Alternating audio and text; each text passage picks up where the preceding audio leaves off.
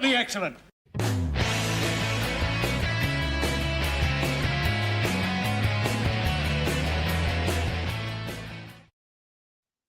Hey, how's it going, party people?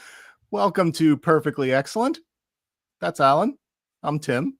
I'm over here though. But you're over there for me. You're over there. Am I pointing? Am I pointing into outer space? You're pointing to outer space, yes. So, like that is pointing at you? Hey, now you got me. That seems bizarre. Why is it over here? Let's go. We'll check the recording on his, but I am definitely, you are over there and like I am over here. Like if I was going to, this one goes there, that one goes there. That one goes there. All right, put these back together right now. How you doing? I'm doing well. How about yourself? I've had a rough couple weeks, but I'm looking forward to an extra day off. A rough couple of weeks, huh? Well, I've had a sinus infection for 2 weeks, and the first round of medication that I received from my doctor just wasn't quite potent enough. So I got to go back to get some more. So I'm all hopped up on Sudafed and amoxicillin right now. So good stuff. Have you considered amputation? Yes, I have. Okay. It didn't work. No, I think that's a Hellraiser 2, I think. He's like, the doctor is in. I recommend amputation. So that's my go-to for medical advice. But as long as you've already explored all options, it sounds good. My only experience with the Hellraiser movies is I saw parts of Hellraiser 2 at a Halloween party in high school. And I remember just being absolutely horrified by how terrible it was and how unpleasant it was. Yeah, I don't know that holds up well. I loved it as a kid, which is you know what? Maybe that's another idea for an episode. We can talk about like the movies we grew up with and things like that. I didn't grow up with good movies. You didn't grow up with good movies? No. Oh, okay. Well, I mean, I don't think you did either, but I don't know. I still love a lot of the movies I grew up with, but I'm sure there's some in there. And it'd be curious if we pick like one or two and see if they still hold up. Because Hellraiser 2, I've watched a billion times, but probably haven't seen in a lifetime now. Yeah. Silence of the Hams did not hold up. Oh no. Yeah, I remember. And that was a big surprise because memories of that are top tier. Yeah, that is not good. And I loved that movie when I mean, probably like college. Like I loved that movie and it's pretty terrible. That's a bummer.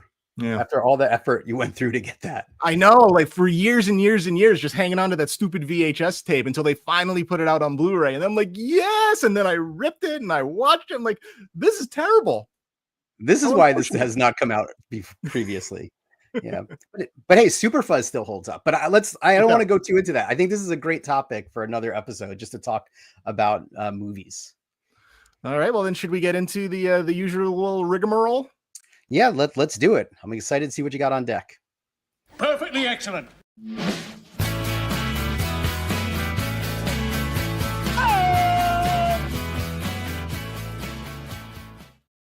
No matter how bad I feel, that will always give me that little spark of joy. Good old Sammy. Where's our Cannonball Run merch? But again, talking about movies that we grew up with, that's another classic. That holds up just fine. Oh yeah. There's maybe some things that thematically don't hold up so well anymore, such as kidnappings. But aside from that, it's still quite funny. I enjoy that movie immensely. And so in our movie episode, we'll have to talk about Cannonball Run 3. It's like I've never seen that one. I'll have to find that one. Well, it was only like the past 10 years that I discovered it even existed. It's not called Cannonball Run 3, but it is a spiritual successor. And it is awful. And Jimmy Farr is the only one in it, right? Yes. And then gosh, I can't remember the other guy's name, but again, we'll talk about that. I'm curious to see what you have today for Invention Exchange. So you want me to go first? Please. This is another one where it's multiple of the same thing. Okay. So I was super into hip hop when I was a young teenager. I can trace it very much to 1990 when Mama Said Knock You Out by LL Cool J came out. Okay. I loved that song, just loved that song. So not too long after that, I started watching Yo MTV Raps so I could hear that song. And then I heard a lot of other songs and I got more and more into it. They played more than one song, typically. They sure did play Mama Said Knock You Out a whole lot, though. So I was not disappointed with that. Okay. But I got more and more into it. And then, probably in like 1992, I believe the first issue that I bought was March of 1992. I started buying a hip hop magazine called The Source. And I had a ton of those when I was a kid. And then something bizarre happened at like the end of 1994, beginning of 1995. And the sound of hip hop production changed so dramatically that I lost all interest in it. Fascinating. And I just didn't like it. And luckily that coincided with like, early 94 is kind of when I discovered Beck. And that's when I started getting into some of like the indie rock and the punk rock. And that's how I ended up at Flipside. And that's how we met because of that. So if hip hop had not started sucking, it's very possible I would have not met you. How crazy our lives would have been. Yeah, very much, very much. But I don't have, all of those issues of that magazine have obviously lost to the sands of time. And over the past few years, I've started rebuying those because one, I wanted to just relive that, like, the real-time reporting of a golden era of music when things were changing very rapidly. It is like the real-time history of modern hip hop was being written in that. So I've started buying some issues of that. And back then you said this was like 92, right? To 94. Yeah. So was there a lot of internet stuff happening for this, or it was really just the internet didn't exist as far as I knew. Yeah. It was just dial up.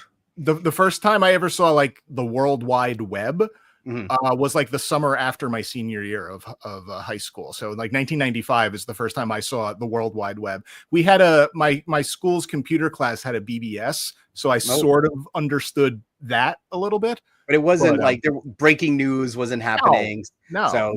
Magazines and UMTV raps were the yeah. I actually had to crank my TV to make the video. Yes, that's right. You get the antennas. It was a long time ago.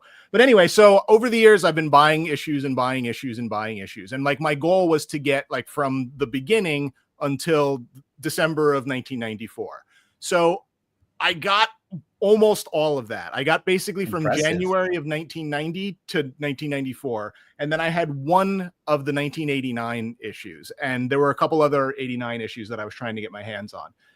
And these old issues are really hard to come by and quite expensive. I would imagine. I've paid sums for some of these magazines that might even offend your sensibilities. There were some dollars were exchanged. Some dollars were exchanged. So a couple weeks ago, I have a bunch of saved searches, which we'll talk about later as far as eBay goes. But a 1990 issue popped up that I had already, but it was like really cheap. Like it was stupid cheap to the point where I almost thought of buying it just to buy it. So I had another one because it was so cheap. But I decided to like message the guy and say, hey, you got any more of these? Do you have any of the 89 issues? And he's like, yeah, I do. I have pretty much everything from the beginning until 1998. Crazy. So I started talking with him, and now the really early issues, like the zine era issues, I'll never get those. They are way too rare. They're way too expensive. Okay.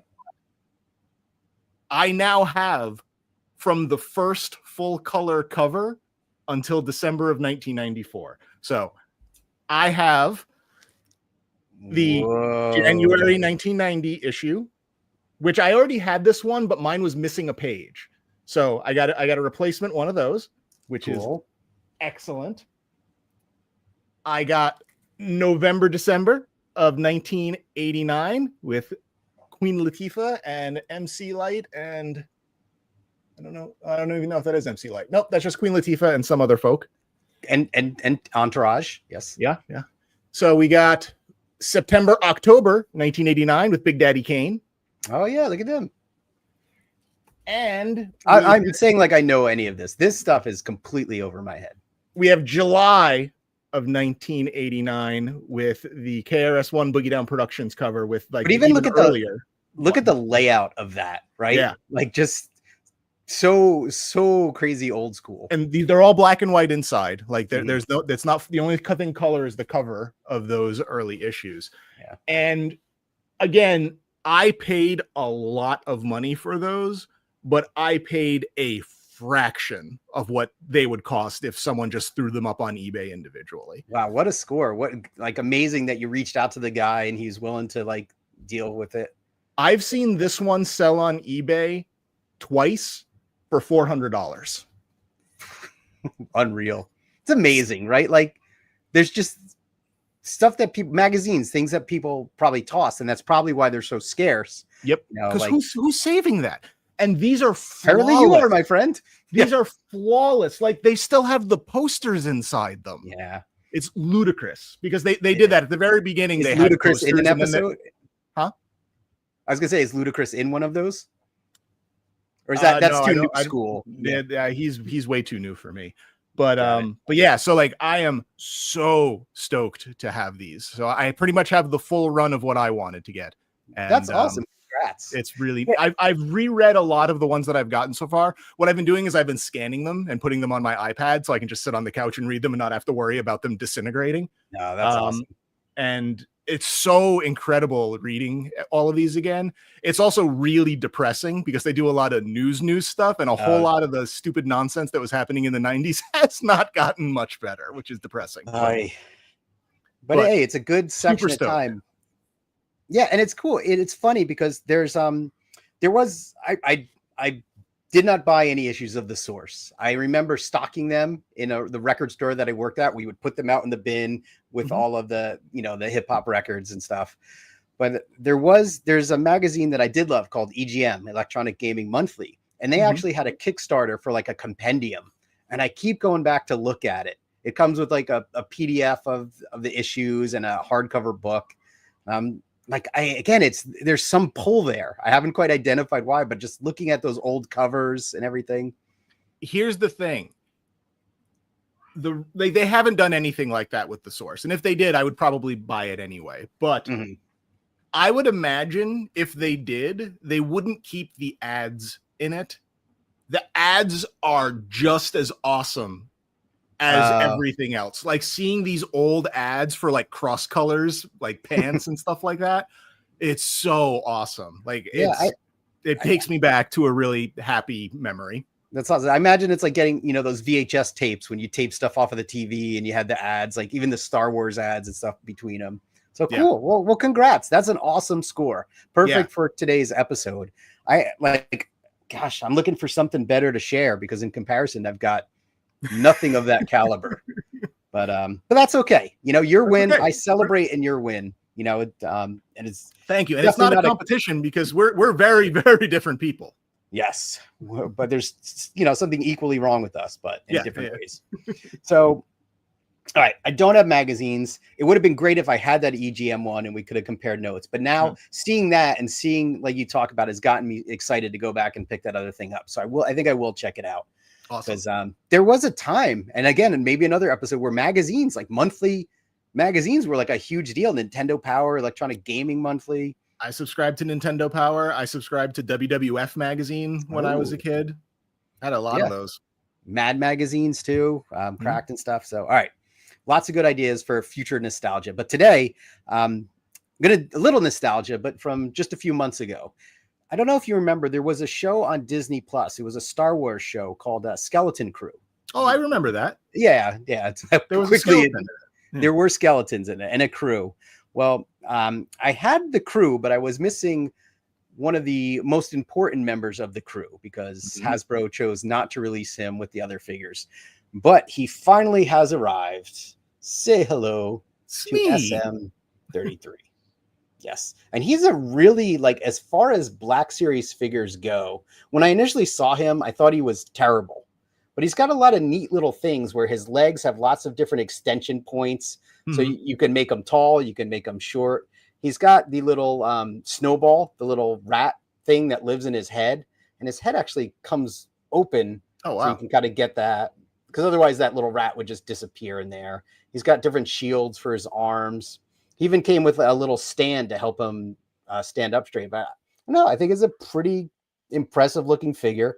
So, I'm excited that he finally came in. Even better is that when he was a deluxe figure, right, from Hasbro, which has a deluxe price. But when Amazon put him up, they put him up for the regular price. So I was able to lock them in for that. And yeah, so no, no 1992 anything, just but he's still very, very cool. I'm glad to have him. And I'm sure there are plenty of people who would rather have that than a 36-year-old magazine.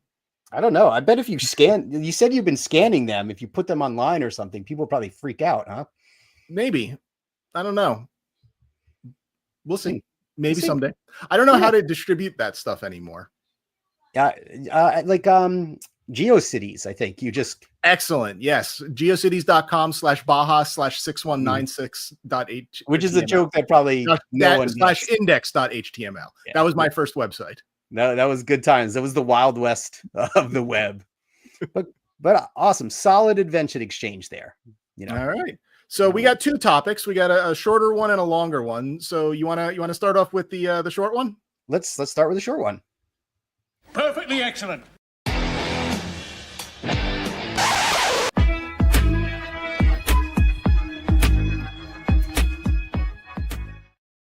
Definitely improved since last I saw that. It's decision time, Tim. Yeah. So we spent a lot of time when we first started doing the show talking about you being on the fence about supporting the Mythic Legions. Plural? There are many legions. So it's Mythic Legions, but it's Legion Con. It's not plural that way, right? No, I think it's Legions Con. It's Legions Con? Okay. Yes. Anyway, we spent a lot of time talking about that, and you were kind of back and forth whether you should back it or not back it and all that stuff. And now I find myself in a similar position. I'm going to pull up some slides here because the HasLab for the G.I. Joe Classified for this year went up, and they are doing the Snow C.A.T with Frostbite as the figure. And this was something I had this when I was a kid. I had this vehicle. I really liked that figure. I think we talked before that, like, I really liked the snow people. I thought they were a lot of fun. It's $325. Okay. 8,000 for the base tier. And then we got we got 3 stretch goals. We got, well, first of all, this is big. It is large. Yeah, it looks much bigger here versus that render on the previous slide. Yeah, that's why I wanted to put this in there, because this is a behemoth thing. Yes. So stretch goals. We got Winter Lady J. Okay. If they hit 10,000, who comes with like an auger and fishing line to go ice fishing, and a coffee. A coffee. I like the coffee. That's great. Yeah. The tier 2 is the Bivouac Battle Station, which is fun. It's got a little tent thing. It's got a campfire and some fishies, cots, that kind of stuff. Little world building. Mm-hmm.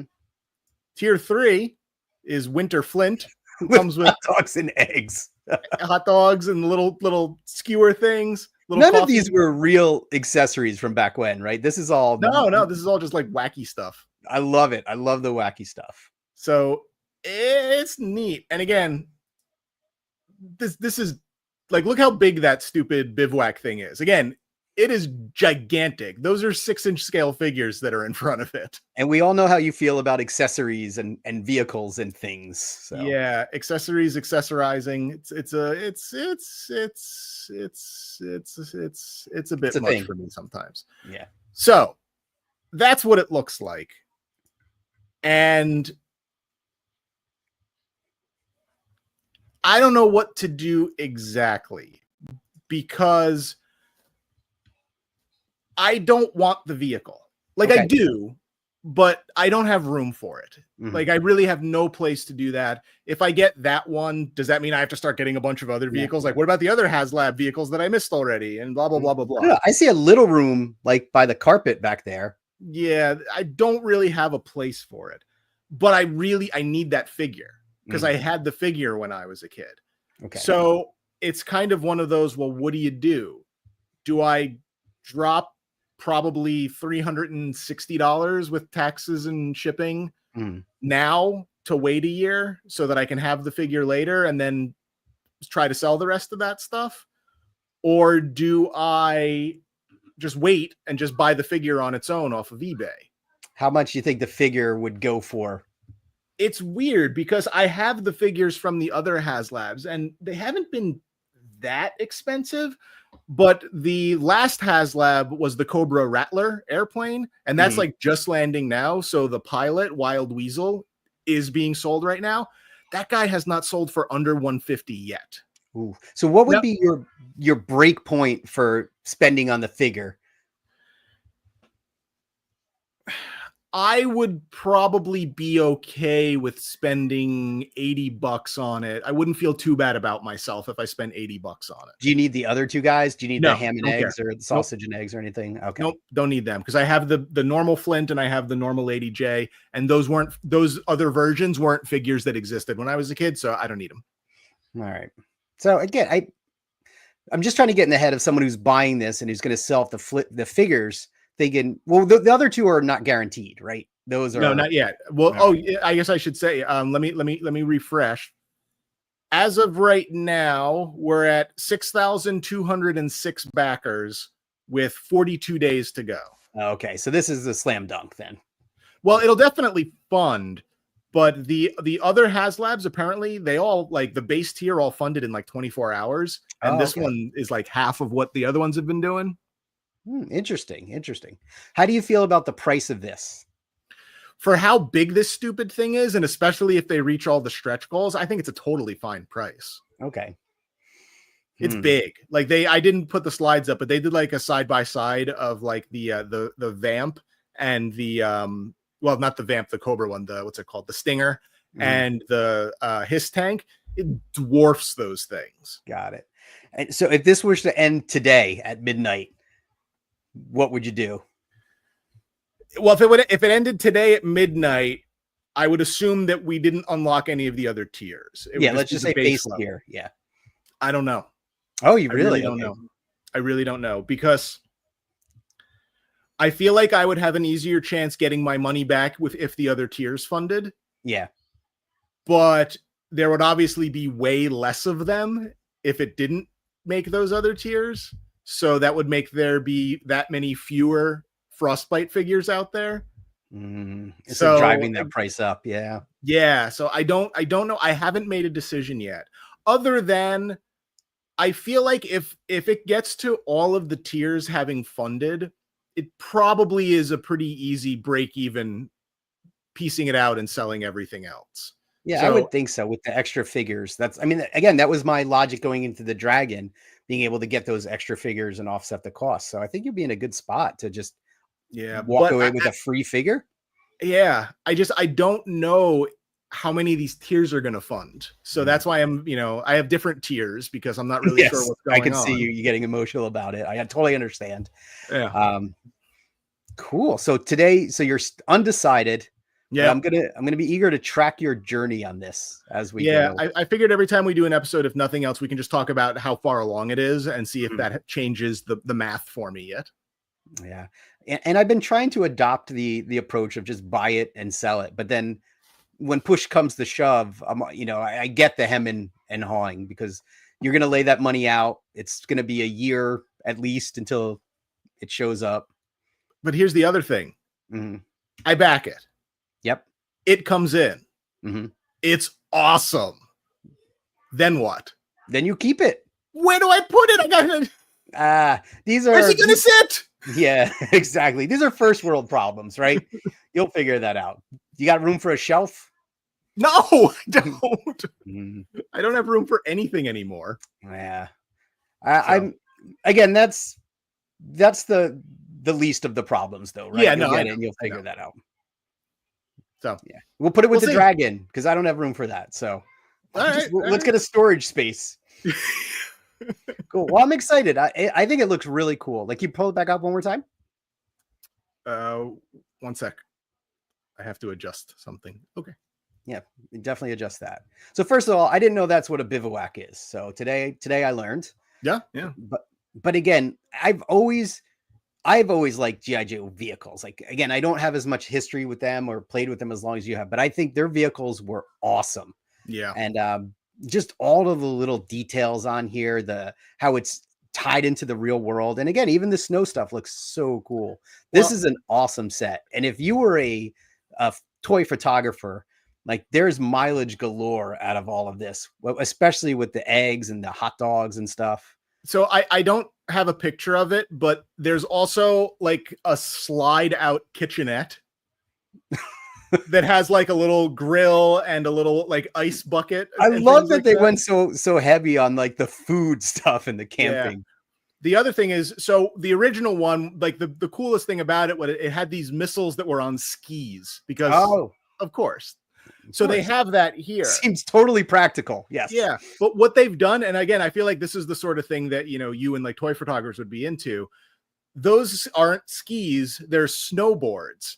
And the pegs come out and you can put your dudes on them. So you can have G.I. Joe snowboarding fellas. That's amazing. Yeah. This is super cool. I love treads too. I always have, you know, me and like moon buggies and anything with like treads on it that aren't tanks. So I think that's a really cool looking vehicle. Yeah, but it's so big. It's so big. It is. It's, you know, it's large. All right. So today, I feel like you need a stamp like each time we review. Today is like, can we give you yes, no, undecided, or just yes and no? Right now I'm undecided because like today, if it funded with none of the tiers unlocked, I'd have and plus I'd have to pay for it today as opposed to 42 days from now. I have spent my allowance. Oh, yes. So it would, because like again, those magazines, while I got an insane deal on them, they were not cheap. So I have spent my allowance. How many Snow-Cats were they? They were more than Snow-Cats. Okay. It's cats. They were not quite 2 Snow-Cats. Okay. But they were more than 1 Snow-Cat. All right. Well, where are you going to put those? Wait, he's gone. I made these little binder things to put them in. They're book holders, and I have. Man, I feel like you should do a Kickstarter for this and get in touch with this source and be like, here's the source collection. That's crazy. And I made one of these for each year. Yeah. That's as close as you come to like scrapbooking. Very impressive. Yeah. Cool. I don't have talent, but like I can get by. You've got scraps. You're scrappy. Awesome. Well, I look forward to future conversations about this and seeing where you go. I want to plot it out. Like right now you're undecided, and we'll see if we can get some visualizations of your thought process. I would even go so far as to say I'm right now with no tiers. I'd probably be leaning towards no. And just pick the guy up for hopefully like, less. Yeah, because again, in a year, maybe I'll have $150 that's easier to part with than now. Probably not, because I just assume, we'll just be homeless and sick. Yeah, I'm pretty sure, I'll be carrying my dragon under my arm. You'll have your Snow-Cat, and we'll just be wandering like the wasteland looking for food. So, but anyway. That said, looking for things in a wasteland. Oh, I know one of those. Perfectly excellent.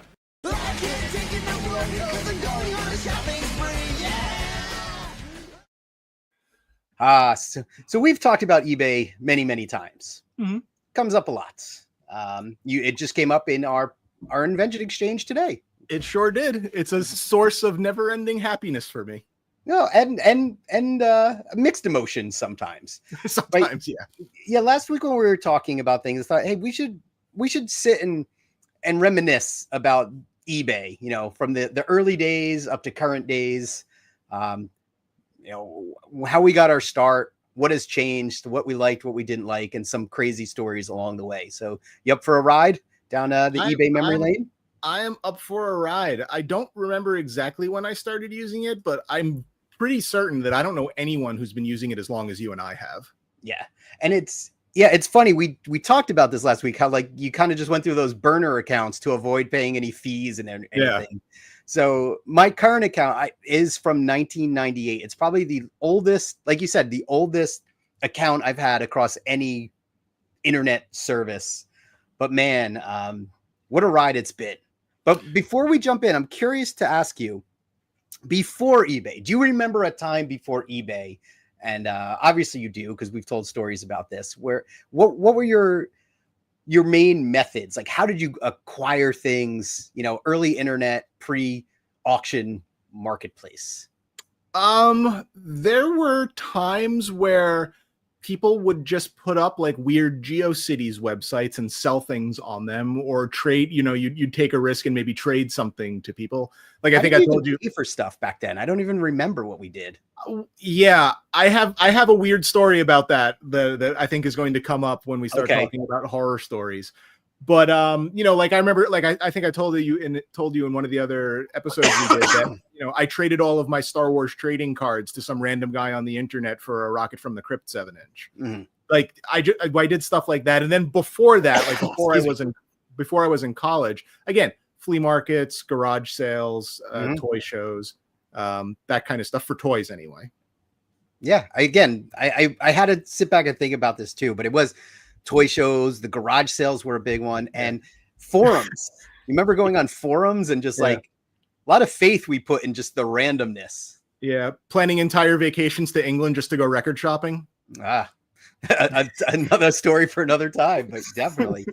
Yeah, I remember just even some news groups. I like some of the first things I bought off of news groups were Indiana Jones figures, and I didn't get Indiana Jones. I got like Tote, and I don't remember who else, and I gave them to someone else. I didn't even keep them, and they were just because they were really crappy figures. But I'm like, I can't remember for the life of me how I even paid for them, like how we exchanged information. It was just all so weird. But I remember kind of going to a place where you say like, okay, I'll buy it. And then like people were like, all right, let's work out the deal.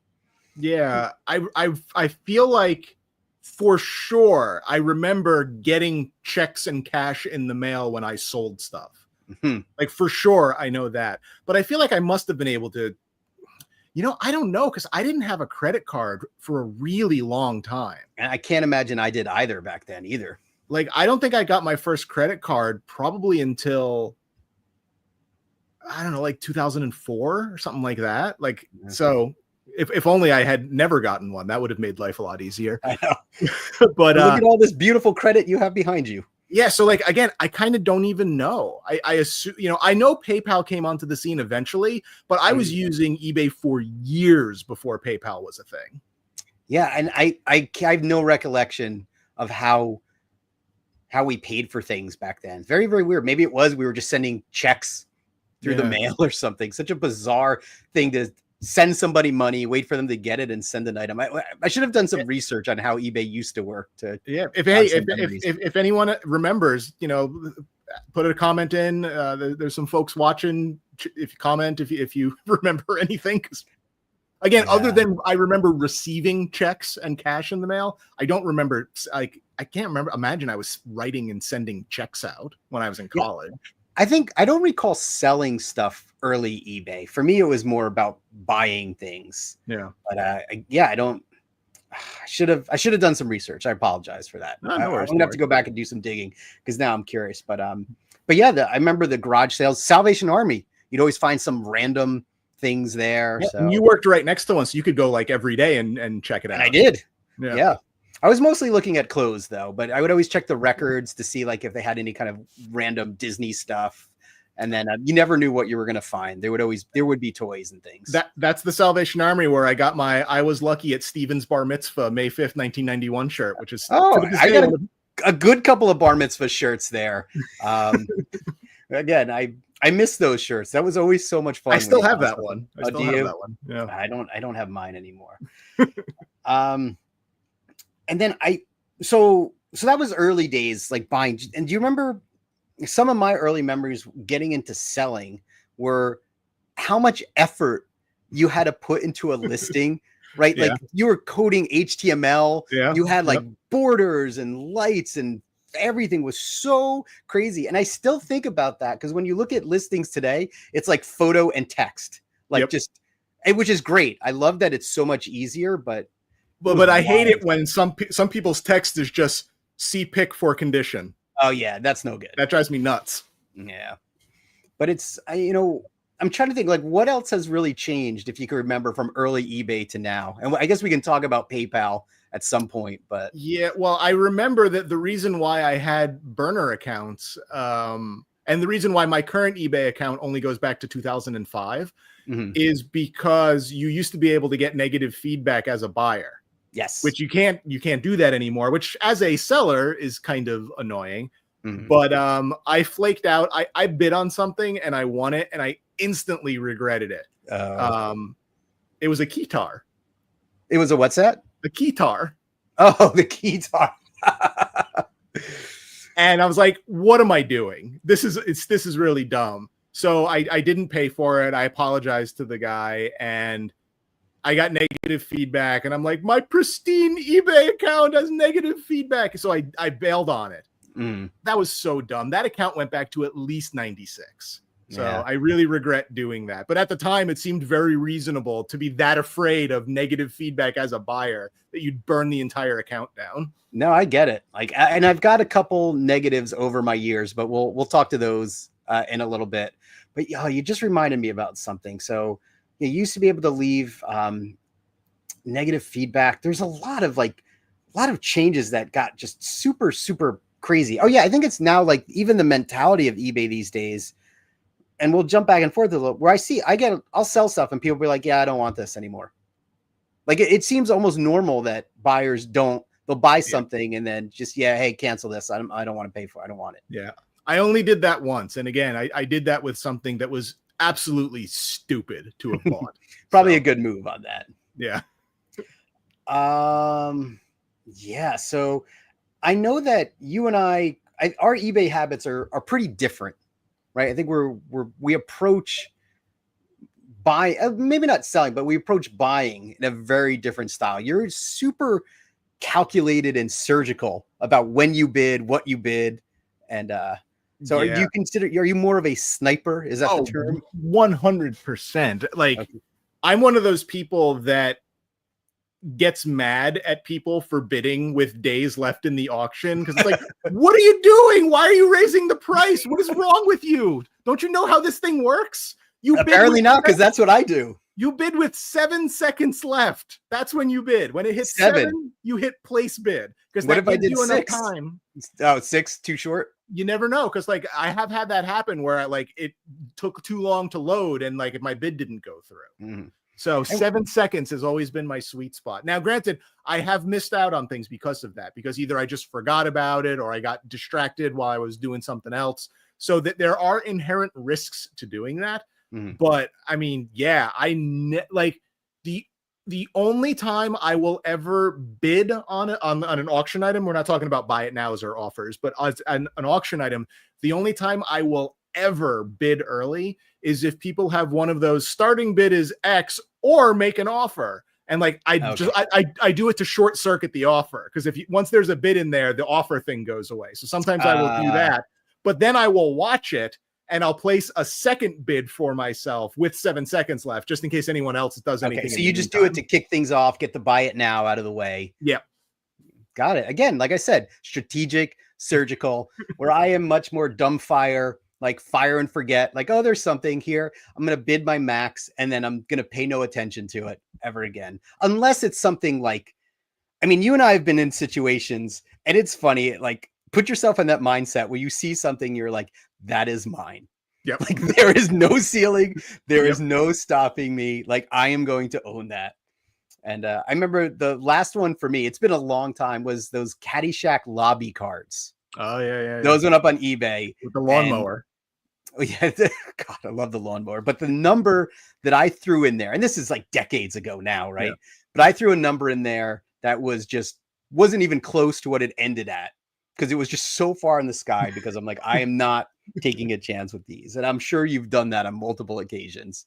What I usually do is I think like, what's the absolute most I would pay for this? And then I add like $20 to it, just so I'm not like annoyed that like, oh, one other bid. So I usually give myself a little bit of a buffer, just so it's like, oh, okay, well, yeah, it went that high. All right. Even for me, that's too much. What about $20 and change? Like 0.31 cents or something? Yeah. I always bid something stupid just to make sure that I get like right over the hump if someone used a round number. Yeah. I usually do like all of the same number, like 7777, like, 33, just to, I don't know why, stupid stuff. But yeah, that's not really sniping. That's kind of like the nuclear approach, right? When you're just like, this is mine, I'm going to own this. I usually go like 63 cents. That's a good sense. Because some people will bid, 50 cents. Yep.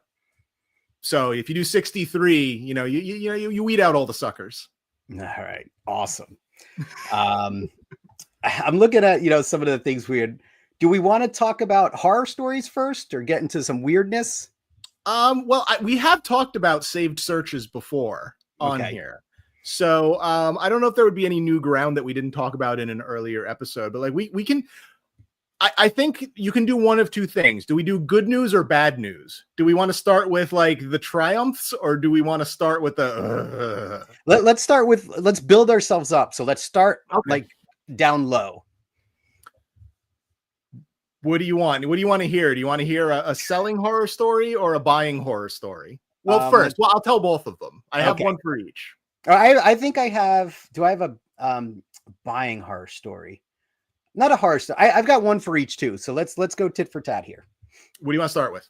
Let's start with let's be sellers. You want to be sellers? I sold the Nintendo, the Game Boy Advance that was set up like the old school NES system. I sold one of those as well. Yes. So I sold one of those to some guy in Europe. I don't remember what country. I feel like it was Germany, but I don't actually know that. But I sold it to someone in Europe, which I don't sell out of the US anymore. Like because of this, right? It's one of the main reasons. But yes, I no longer offer, and also it's just a pain in the neck, and shipping's insanely expensive. I remember that when this like happened way back when. Yeah. So I sold it to this guy in Europe somewhere. He writes back to me and says, "There's a dead pixel." And I'm like, Is there really? Okay. He's like, "No, there's a dead pixel. I can't accept this." All right. He goes, "I want a discount." I'm like, "I don't want to give you a discount." I'm like, "I don't think there is a dead," and he wanted like half off of what he paid for it. Like if he had said like, "Oh, give me $10 off," like $10, whatever. But he wanted like more than half off of what he paid for it. I'm like, absolutely not. I'm like, fine. We went back and forth for a couple days. Fine, send it back. I'll refund you. What a pain too, right? Yeah. I don't want to. No, just send it back. I'll repay you. Fine. Sends me a tracking number. Shows up. It's an empty box. Awesome.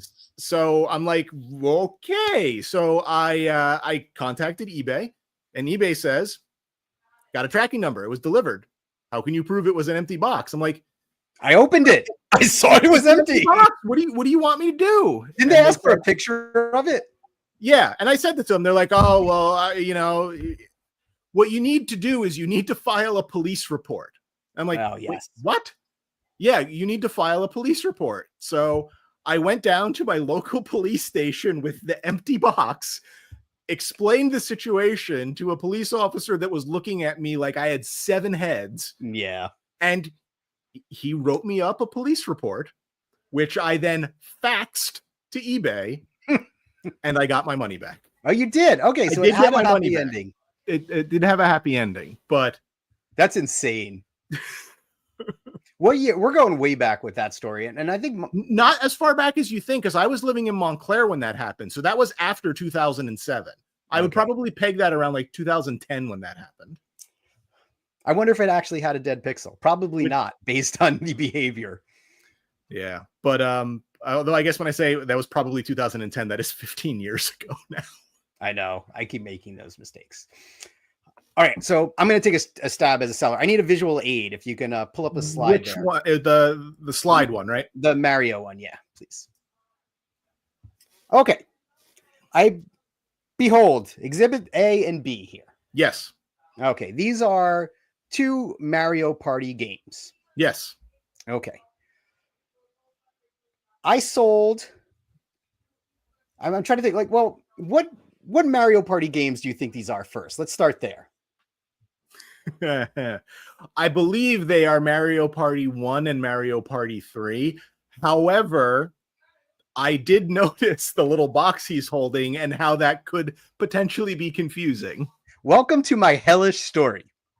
Okay, so I sold a complete in-box copy of Mario Party 1, as you see there on, I don't know which side of the screen it is, with the bluish background, right? Yep. not to be confused with Mario Party 3 on the other side of the screen. Listed it as Mario Party 1, complete in box. Wrote a description of it as Mario Party 1, complete in box for the Nintendo 64. Posted pictures of it that well, you know, it's debatable if it clearly showed that it was Mario Party 1, but it was. Guy buys it, gets it, sends me this email completely unhinged. Or he sends me a message. This is Mario Party 3. I bought Mario Party 1. I'm like, no, okay, I get it. You're a little confused, but this is actually Mario Party 1. The number 3 is just on the dice block that Mario is hitting. No, this is not, we went back and forth. He's like, this is Mario Party 3, says it right on the cover. I don't know what I linked him to, like maybe GameStop listings, like anything I could find, sending him links like, no, you are mistaken. This is one. He filed a complaint with eBay. So again, now I'm going back and forth with eBay on it. And yeah, again, it's early now, but at the time it was so aggravating and frustrating to have somebody telling you like, no, this is the wrong game. This is not what I bought. And yeah, good job Nintendo with that box art there. Really screwing the pooch on that one. Did he send it back? He did not send it back. And I don't remember. I don't think it was, I kept the money and like, I don't remember what eBay's resolution was, but I was obviously in the right on that one. But just, it was at the time, it was like a nightmare scenario. And like, again, we talked about a lot of the stuff I sold was video games, and it seems that's where I've always run into problems. I sold a copy of RC Pro-Am 2, again, with box and everything. And then the buyer accused me let's also just make sure everybody knows that is an extremely rare Nintendo game. There are not a lot of RC Pro-Am 2s floating around out there. Extremely rare. And I had bought it from a mom and pop video rental store. So what they had done was they had shrink wrapped the box. So the box was in perfect condition, shrink wrapped. And they also kind of put like tape over the manual cover to keep it safe. So the manual was hacked, but not pristine. But I had all of that. And yeah, I sold it because the game is just not as good as RC Pro-Am 1, which is disappointing. And then the person accused me of selling them a bootleg. And I'm like, look, dude, I can understand bootlegs, but here's the box that has the sticker from the video store on it. Like if this was a bootleg, then I was completely fooled too, because it was a good job. But they eventually went away on that claim too. So 2 for 1 horror stories there. Let's switch over to buyer mode. All right. So this happened a long time ago, and it's only sort of related to eBay because I didn't technically buy it on eBay. So there was this guy who was selling a framed poster, which was, everyone else would know it as Voltron. But what it was a store advertising poster for the first time that Voltron was brought into America, when it was known as Go Lion as part of the Godaiken line. So it was a gigantic Godaiken Go Lion poster. And this guy was selling it on eBay, and it's one of those things where like I missed the end of the auction and it didn't sell. So I contacted him and I'm like, hey, I missed the end of this auction. I'm interested in this if you want to relist it. And he goes, oh, you know what? Like I can just sell it to you. We don't have to relist it. And again, this is probably 98 because I was living at my grandparents' house at the time. So probably 97, 98. And this was before eBay would kind of like read through your messages and catch this kind of behavior and like put a stop to it. Yeah. So we worked out a deal. It was expensive. It wasn't like ridiculous. I didn't pay like $500 or anything for it, but I probably paid like $200, $250 for it, which again, in 1998, when I'm working at a butcher shop, that's a lot of my money. Yeah. How big was the poster? Gigantic. Way bigger than a one sheet. Okay. So a one sheet is 27 by 41. So it was bigger. It was taller and wider than that. And it where was did it exist? Like, where did that come from? They were up. There were promos, like people, like toy stores put them up. Crazy. Okay. So super rare. Yeah. So it's framed, glass frame. He ships it to me. It gets destroyed because he packed it like a total buffoon. Okay. And so the glass shattered and scratched up the poster, ripped it in a couple of places. I still have the poster. I don't know like what I expect I'm going to do with it, but I still have it. It's not like I sold a bunch of posters not too long ago, so I've seen it within the last year. It's not as badly beat up as I remember at the time, but it's got a bunch of scratches. But that was not the condition you had expected it to arrive in. Absolutely not. So I contact the guy and he goes, take it up with the post office. I'm like, well, no, but you sold this to me. Like, you know, you packed this, like you took out insurance on it or whatever. I assume. Here, I'll send you my receipt. So he mailed me the receipt to the post office. So I had to go in and bring this shattered glass nonsense to the post office and give it to them. And basically they're just like, yeah, this is insane. What do you think we're going to do here? Like this shouldn't have even been shipped via us. This is way too big. We don't handle stuff like this.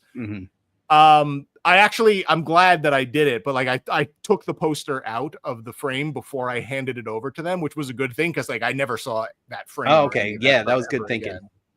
So I never got a dime back for it and never anything. And again, keeping in mind, this is 97, 98. This is before PayPal. So this was outside of eBay. So I had absolutely no recourse whatsoever. That sucked. And it's not even the money so much as this really rare, insane, awesome thing got destroyed. And that bums me out more than anything else. Yeah, I remember when this happened too. Like just all that you telling the story with the broken glass. That does suck because it's something. It's not like, oh, I'll just go buy another one. I've never seen another one other than I saw one once that had been sold by a toy shop and it had sold for like $900 or something. Oh, wow. Like that. Okay. So at least you still have it, you know, and maybe can even frame is, you know, sometimes those things, even not in perfect condition, are still. They're cool. I don't know if you ever watch these on Instagram, but there's a couple of those poster restoration. Yeah. They're mesmerizing. What they do. I love that. And like, whenever I watch them, all I ever think is, I wonder. But you know, I'm sure that probably costs like $500, $600, $700 to even think of doing something. I would think it'd be multiple times the cost of the poster, but maybe one day. Yeah. So, you know, that was an awesome story, and my buyer horror story pales in comparison. So I might just throw in one more seller, which is not really exciting either. But have you ever shipped somebody the wrong thing when you as a seller? Okay. It happens, right? Yeah. How did that work out in your case? I emailed each of them the correct label because like I had mixed up a package. It wasn't like I just sent someone the wrong thing. I had sent person A package B and person B package A. So I emailed them both labels to send the right thing to each other, and they did, luckily. Oh, look at that. That's awesome. Yeah. I'm glad to see things come together because you never know how that's going to go on one end. Well, I mixed up a package to just one guy. I was getting rid of a bunch of Lego Star Wars sets, and I was selling 2 Y-Wings. One was the cheap one, and one was not the cheap one. One was the expensive one. Lo and behold, guy bought the cheap one, and my mistake, I sent him the expensive one, which hadn't sold. He messages me and be like, hey, I just want to give you a heads up, let you know you sent the wrong one, but if it's cool with you, it's cool with me. And I was like, oh. So I went back and double checked. I'm like, how can I do this? Because I'm usually very like you are. I'm sure you're meticulous about the labels and getting everything else out. But sure enough, I screwed up, and I just sent him. I'm like, hey, you know, my bad. If you're good with it, then let's do it. And he's like, yeah, totally. So he got a deal. And you know, I figure it's a good story for him, right? He made out. Yeah. I lost out, but you win some, you lose some in that case. So it was my whole Snuff song about that. There is, and it's a great song. It is a good song. I think we're really burning through time here. This is I spent too much time talking about the magazines. Apologies for that. Don't apologize. That was it's good. That's what we're here to talk about, like those feel good moments. Yeah, We yeah. need the nostalgia and the stuff that makes us happy more than anything right now. So maybe we can go through these last few since they're all kind of related. But Yeah. And again, I don't mind going a little long. Like I don't have anywhere to be. okay, yeah, sounds good. Like I'm trying to think. Anything come to mind when you think of your eBay as a buyer? Like any super rare finds, cheap finds, unexpected finds from like vague listings or bulk lots or anything like that? Well, what really comes to mind when I think about this is like you, I have bought an absurd amount of things on eBay over the past 20, 30 years. Mhm. So it's really hard to be, because like I've gotten a lot of incredible things. I've gotten some deals, I've gotten some things that I just had to pay through the nose for. But there are two things that I will always remember of finding on eBay. So the first one is the Rocket from the Crypt Radio Wendy split 7-inch. That's the limited to 48 copies glow in the dark sleeve version. That's crazy. Again, only 48 copies. It was on Pusshead's label. I paid, I believe, $470 something for that. But that was one of those things, like you just said, like I think I bid $1,000 on that. Yeah, because you knew it was yours. There was no way I was not getting that record.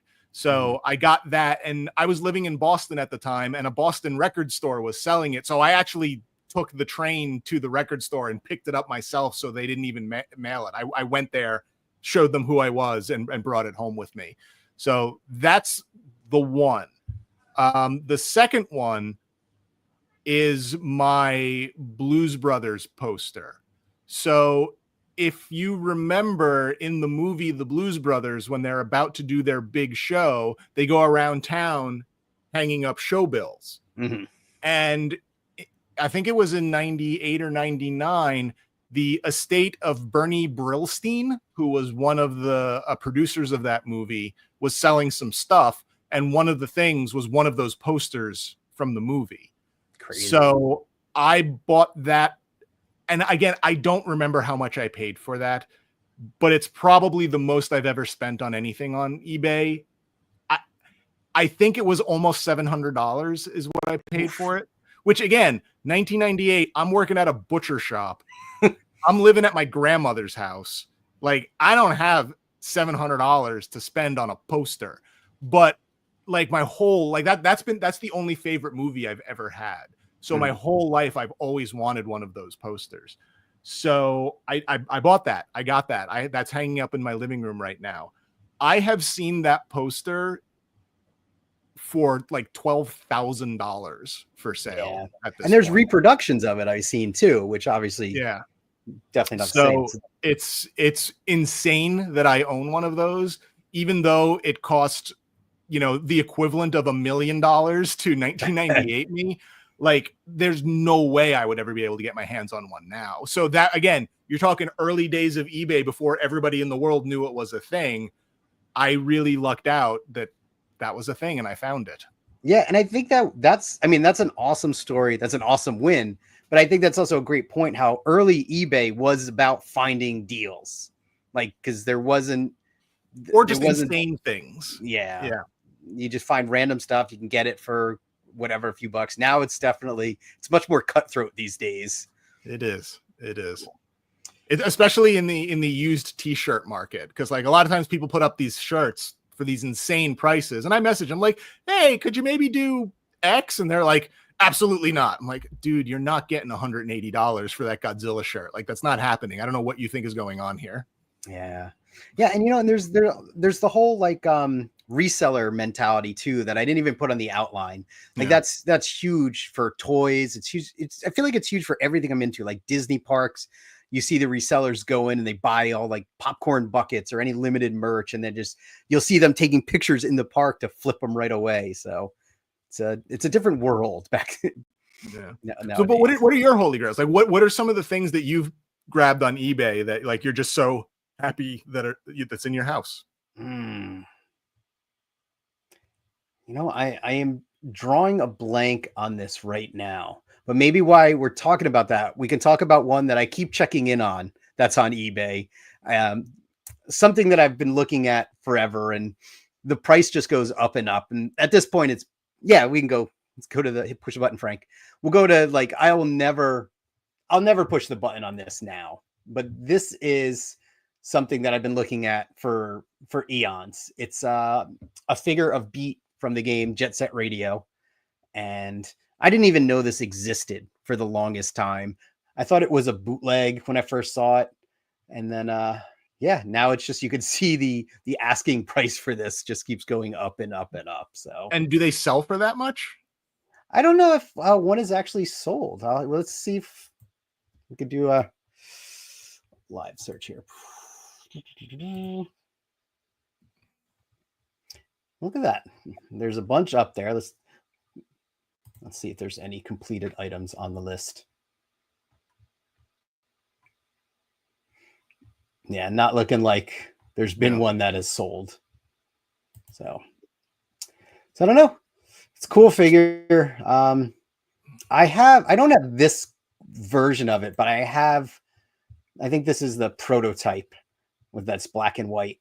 It's not loading, but I have you're not even seeing the screen. That's weird. Oh, because it opened in another browser. But I have a version of this that's full color, not this black and white version. But crazy stuff. But yeah, that's something that's been on my list. I'm really trying to think of things like big wins. I think I talked once about the Disney, the official album of Disney World and Disneyland that I had as a kid, the cassette that came with the book. Yep. Like I still have the cassette from when I was a kid, but I'd forgotten completely about that book. And I don't know how I saw it. I have a lot of saved searches about Disney music, Disney parks music. And it came up and I saw that book and I like freaked out because it was like all the memories started rushing back of that. So that was one of my favorite wins and probably one of my most cherished items that I've gotten off of eBay. I wish I could think of some more, but I don't know. It's just been lots of little things as of late. Super Fuzz one sheet. Yeah, I mean, movie posters we're gonna have to talk about because you talk like I still have those Caddyshack posters. I got some from eBay. I didn't get them. I got others from some international poster shop, like all the overseas one sheets and stuff. Like just way too much money in Caddyshack posters. And you have the Stripes one where Bill's looking like a lunatic, right? Where it's not like the smirk one, it's like that. Yeah, no explanation for that at all. Where he's making like a super bizarre face I've never seen before. Yeah, I still have that. Yeah, I think we'll have to talk about posters separately because these are another like rabbit hole. Its own little nightmare that I think we both experience quite a bit. Yeah, that was a great time though, buying all those one sheets and just like. Such a lost art. I know. I got rid of most of them because again they were just in tubes, and like I can't deal with that anymore. But I still have like my Three Amigos one, and I'm pretty sure I kept the Super Fuzz one. Again, they're not hanging up, but like I just couldn't bring myself to get rid of those ones. But yes, I did get rid of the Morons from Outer Space one. Oh, did you? Oh, that's a shame. Yeah. That was a good one. I have the Midnight Madness. I still have that. Like I have a stack of ones that are framed in one room, and then I have a stack that are not on the wall. Don't get me wrong. Like they're in a pile basically. My Three Amigos one is in a frame behind one of my dressers or my filing cabinet over there. Yeah, I think our problem is we just need more space. We need like a gallery or something to display all the toys and posters. Yeah, I like that. Behold my stuff. Well, we had talked about like if one of us wins the lottery, we build like a little compound with like the lazy river that can get us from house to house. What we do is we have a gallery in between the two houses that we both have access everything. to. Yeah, and we just put all our stuff in there. Good. And then we'll put in a turnstile, charge admission, more money. That's right, more money. Exactly. Ding. What do you want to talk about next? We talked about Holy Grails, super rare finds. Something that you had said in your outline is, what do you check every morning? And the way you phrased that question almost offended me because you're insinuating that I check it once in the morning. All right. I I get that. I did not mean that. What do you check like religiously nonstop throughout the day? My saved searches constantly. Like Mm. I probably check them certainly after every single work meeting that I'm in. Before I jump in the next meeting, I just refresh to see if anything has popped up. And then just like it's one of the first things I look at in the morning. It's one of the last things I look at before I go to bed. I absolutely have some sort of bizarre addictive problem with it. And I refresh my saved searches constantly. And that doesn't even include like the random, hey, I just remembered this bizarre thing that I haven't thought of in 45 years. Let me go look up that. I was just going to ask you about that because I do that a lot. Like I'm constantly like window shopping on eBay. Like, oh, let me look at this. Let me look up that. Yeah, I do the same things, saved searches. Let me ask you, because I'm looking at mine right now. Is there a saved search that you have that anytime it pops up, you buy immediately? Because I have one of those. I mean, no, because honestly, a lot of the saved searches that I would do that with have never hit, like ever. Okay.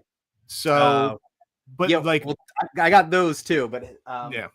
Here, let me I'm grabbing my camera here. So it's not super exciting, but this that you see here, this is a Joby wrist strap.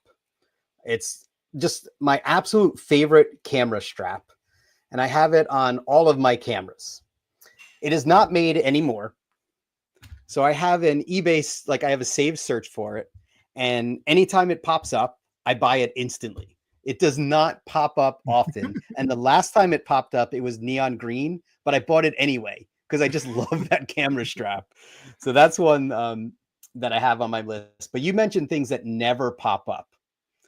And I've got one of those as well. It's for a Thinkway Toys. Do you remember the autopilot from Wall-E, like the main antagonist? Yeah. So they actually made that. And it was popping up for a little bit, but it was going for like around $100. And I did not want to spend that money, but I have not seen one in eons now come up. So I feel like they have all gone away.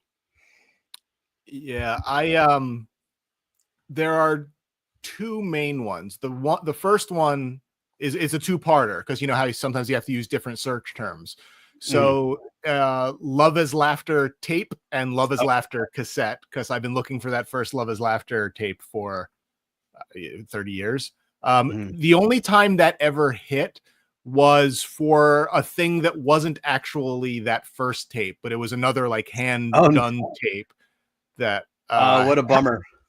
Yeah, but no, I bought that too, and it was awesome because it was definitely a cool thing that Sam Jane had just sort of made for someone, because it had some Link songs on one side and some of the new Love is Laughter songs on the other side.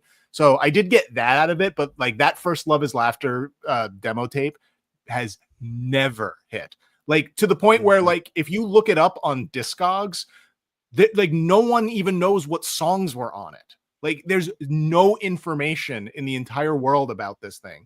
And before he passed, I did. Before he passed, I reached out to Sam a couple of times and he sent me the songs to them. Like I actually have the songs from the tape. He did not label them, so I have no idea what they're called. Oh. And he didn't have any of the tapes, and he has sadly passed now. So do you reach out to Tracy? She would probably be able to fill in the blanks on that. I'm sure she has it somewhere. Yeah, I don't really know Tracy. So yeah.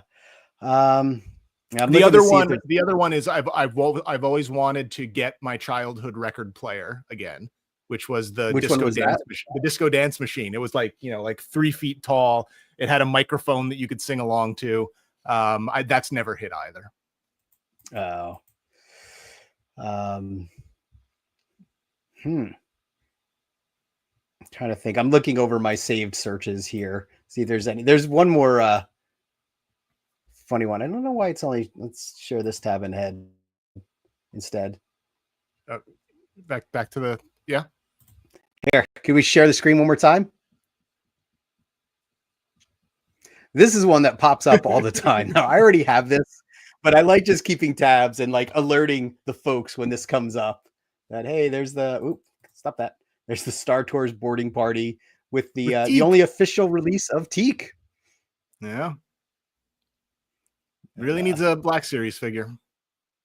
yeah, he does. But again, this is amusing. This one comes up often. Usually sells for around $100, so it's not super crazy or anything. I do like how Teak is in the headline. Like, oh no, hey, if you want Teak, this is where you got to get Teak. Yeah, and again, like my world crashed when all of that came together because we talked about where did we talk about when we rewatched all the Star Wars movies? We did the Ewoks, and I'd never connected Teak, Star Tours to the was it the Battle of Endor? Was that the one? Yeah. Caravan of Courage was horrible. Battle of Endor is a lot of fun. Yes, but growing up, I had only seen Caravan of Courage, and I loved it. But now, when we rewatched them both a couple of years ago, Caravan of Courage was god awful. It was so bad. But the Battle of Endor was so much better. And of course, there was. You want to go into the lightning round? Let's go to the lightning round. Let's do it. We'll set 30 seconds on the clock. No, it's okay. We can just talk. All right. So I want you to go first on these. What's your favorite search term or modifier? God, I'm always excluding stuff. Like I'm like, not this, not that. Pins. I think, especially when I'm searching for Disney things, because there's always like if you were searching for Teak, there's probably a Teak pin. So if you're like Star Tours, you have to say no pins. So that's one. It's more so I'm not adding anything I'm just subtracting the things I do not want from my results. Minus Funko. Oh, minus Funko. That is a good one. Yep. Minus Funko Pop. We talked about biggest buys and biggest sales. Anything else you wanted to add in there? Biggest buys. I couldn't think of anything for a biggest sale. Because again, I've sold a lot of stuff, but nothing that really jumps out as like, wow, that went for way more than I expected it to. I have like the opposite of that, but like I can't really remember anything that like I made big money on that I wasn't expecting to. Yeah. Okay. Things you regret selling. What about you? Do you have any of? No, I get nothing. I don't know why I put that on there. I can't think of it. Like things. The funny thing is like the money always seems good at the time. And this will tie into things I regret because it always seems like, oh, I'm getting a few bucks for this. Like I sold, and I'll segue into things I regret right now. I sold my Game Boy Advance Wars game, Advance Wars 1, Advance Wars 2, again, complete in box. And they sold for only around like 40 something bucks each. But at the time I was like, okay, that's great. That's like 40 bucks each, instant stuff. And I really, really regret that. I sold a bunch of, I used to trade records with someone in Japan. I don't remember who it was, where they would just send me toys and I would send them records. Like I would buy records and send them to them. And I had a bunch of Mega Man figures and I didn't really know about import toys and how much they cost at the time. So I sold a bunch of those and those went for like crazy money at the time on eBay, probably like, again, $60 to $80. And I thought it was like, whoa, I'm living it up. They're all now $300 figures, of course, if you try to replace them. So again, I just get this in my head where I'm like, I think I get overwhelmed by stuff and I just want to clean house or I want to buy something else and I'm not focused. So there's a lot of stuff I regret. I as bad as it was, I kind of regret selling RC Pro-Am too. Because it'd be cool to have. I do not regret selling Mario Party 1. that was okay. I was okay with that. But yeah, probably all of the video games that I've sold in the systems. I had tore my house looking for my old Game Boy Advance that I had modified with the light, to put a front light screen on it. I thought for sure I never would have sold that. But getting ready for this recording, I had started looking on Flickr to see, like I used to have all my old eBay pictures. I used to keep them on Flickr. And I saw the Game Boy Advance and I was like crushed that. So I definitely had sold that at one point. So that's how about you? What hurts your heart? The big one is I really wish I didn't sell my Jimmy Eat World Static Prevails shirt. I don't know why I did that. That was it's unlike you. Yeah. I mean, I have gotten rid of some shirts and some that I sort of regret, but like I did get rid of within the last couple years, I got rid of a bunch of shirts that were just way too small for me. And the only reason I got rid of them was I actually traded them for some Rocket from the Crypt shirts that I didn't Okay. have. So, that's on that's brand. totally acceptable. But the Jimmy World one, I just sold it on eBay because I knew it was an old shirt and I figured I could probably get like 40, 50 bucks for it. And I have, other than the one that I have never seen that shirt any other time. And I really, really regret getting rid of that. There are a couple of other things that I wish I didn't have to sell, but I'm not like, like I had pretty much the entire first year of Power Ranger toys still in their box. And there was a brief time where I didn't have a job, so I pilfered those and I sold all those. I wish I didn't have to have sold those, but if I didn't, they would have ended up at my grandmother's house being purged by Zap Comics when I had to do that. Same thing with like my original Transformers toys. I sold all of those on eBay. And again, I don't really have a place for them, and I've never really been motivated to rebuy them or anything like that. But it's like, I wish I didn't have to sell those. Yeah. No, I get it. I sold an Advance Wars. I would rebuy that shirt for 10 times the price I sold it for if I could find it again. Yeah. I sold an Advance Wars poster too. You just made me think of that. I got from a Toys R Us that was closing. I got an Animal Crossing. They weren't posters. They were like plastic, like display things. They were huge. And I'm like, why did I sell that? Like, so stupid. So, no. Oh, well. But I do also have an item for sure that didn't sell for as much as I expected it. So I know that you don't know this band super well, but there's this band called Bright Eyes.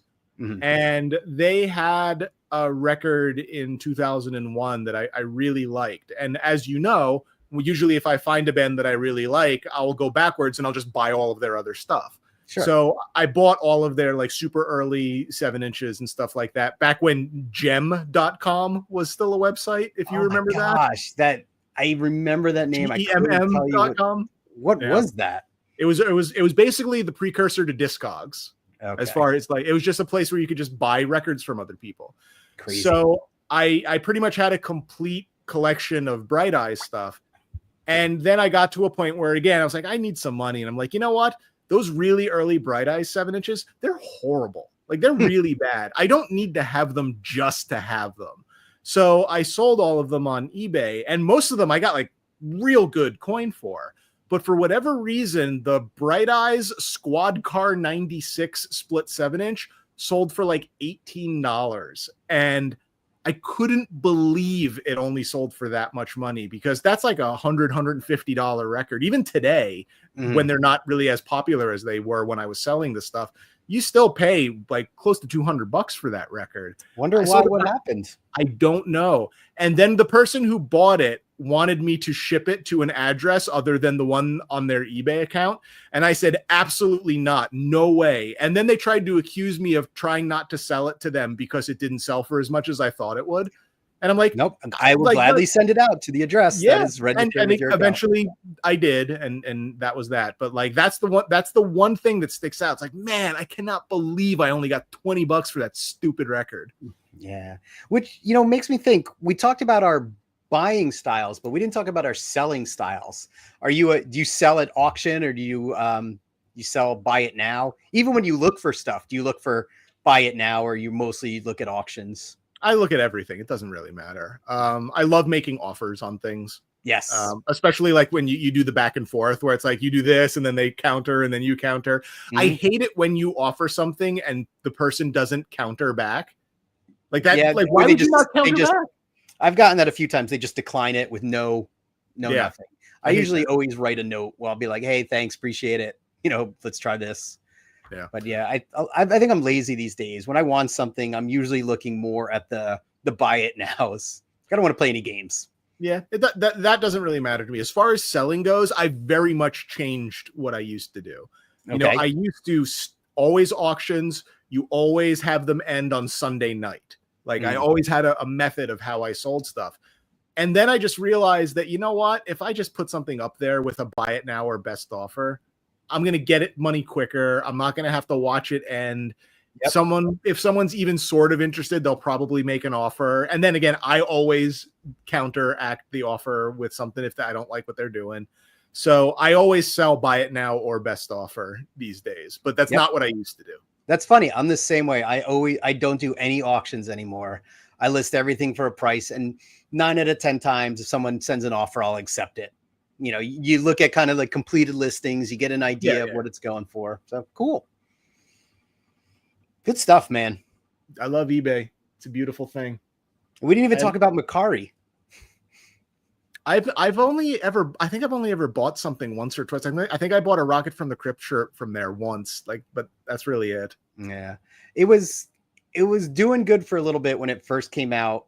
I think they've been having a lot of weird issues where they're adding, like, instead of the seller paying a fee, they were trying to add it to the buyer, and that did not go over well. Like, you'd buy something and then there'd be another $15 on top of it plus shipping. So, well, they do that now, I think, on Depop, which that's like one of my big t-shirt places is Deep, like, you know, in addition to eBay, Depop for t-shirts and Discogs for records. Those are kind of like my big 3 websites that I'm poking around on.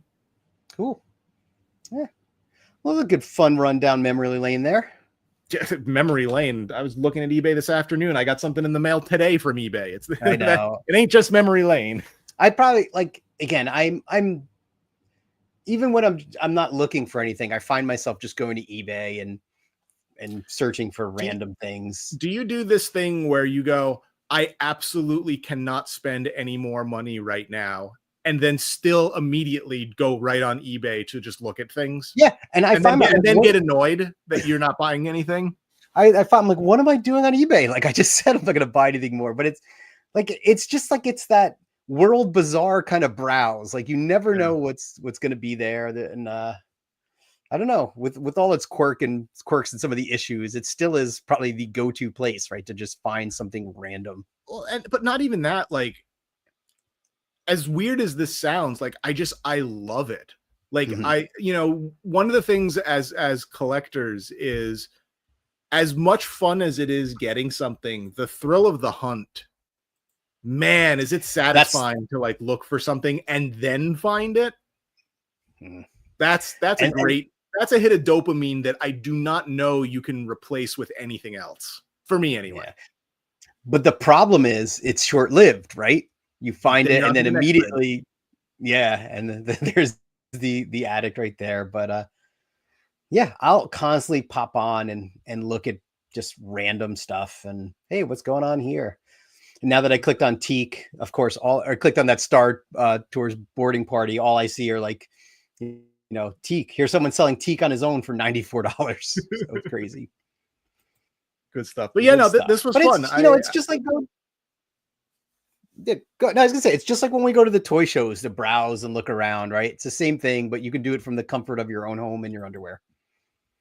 Good times. I mean, you could probably go to the toy show in your underwear. I don't know that anyone would stop you, but I don't even know that anyone would notice at that toy show. They'd probably say, "What this guy all dressed up for?" Yeah, right. Are you cosplay? Are you getting the cosplayer discount? So, all right. Well, we stuff. definitely went long. We definitely went longer than we usually do, but this was a whole lot of fun. And if you're watching this, tell us some of your fun eBay stuff in the comments. I really do want to know. I love knowing about how other people collect. So if you've gotten something awesome, let us know. If you've gotten ripped off, let us know, because it's cathartic to talk about these things. It is. It's good therapy. So awesome. Well, hey, it's great chatting with you. Good times. Hope you enjoy your long weekend. And we'll see everybody very soon. All right. We'll catch you the next time. Perfectly excellent.